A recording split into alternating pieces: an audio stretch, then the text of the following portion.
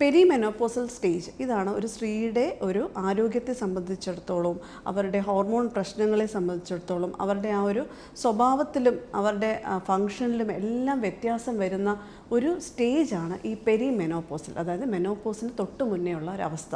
അത് പലപ്പോഴും നമുക്ക് ഒറ്റ വാക്കിൽ നിർവചിക്കാൻ പറ്റില്ല. അതിലുണ്ടാകുന്ന ലക്ഷണങ്ങൾ വളരെ വളരെ വ്യത്യാസമായിട്ടുള്ള കാര്യങ്ങളാണ്. ഒന്ന്, വളരെയധികം ദേഷ്യം വരിക, വളരെ ഇറിറ്റേഷൻ കാണിക്കുക, ഉറക്കമില്ലായ്മ, അതുപോലെ തന്നെ മൂഡ് ചേഞ്ചസ്. ഈ മൂഡ് ചേഞ്ചസ് പലപ്പോഴും എല്ലാ സുഹൃത്ത് ബന്ധങ്ങളും വരെ തകരാറിലാക്കുന്നു. ഇത് കൂടുതലും ഹോർമോൺസിൻ്റെ പ്രശ്നങ്ങളാണ് എന്ന് മനസ്സിലാക്കാൻ നമ്മൾ വളരെയധികം വൈകി പോകാറുണ്ട്.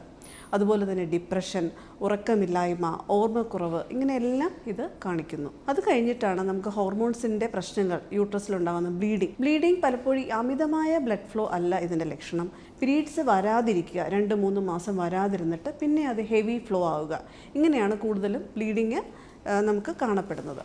അതുപോലെ തന്നെയാണ് ഈ ഒരു ഏജ് ഗ്രൂപ്പ് കഴിഞ്ഞിട്ട് നമുക്ക് ഓരോ പ്രശ്നങ്ങളായിട്ട് വരും. ഹോർമോൺസിൻ്റെ വ്യത്യാസം കാരണം ഈ പറഞ്ഞ കണക്ക് നമ്മുടെ ഹാർട്ടിൻ്റെ അസുഖങ്ങൾ, കാർഡിയാക് അസുഖങ്ങൾ, ഹാർട്ട് അറ്റാക്സ്, ഇതെല്ലാം സ്ത്രീകളിൽ 50 വയസ്സിന് ശേഷമാണ് കൂടുതൽ കാണുന്നത്. കാരണം ഈസ്ട്രജൻ ഹോർമോൺ നമുക്ക് എപ്പോഴും ഒരു പ്രൊട്ടക്ഷനാണ്.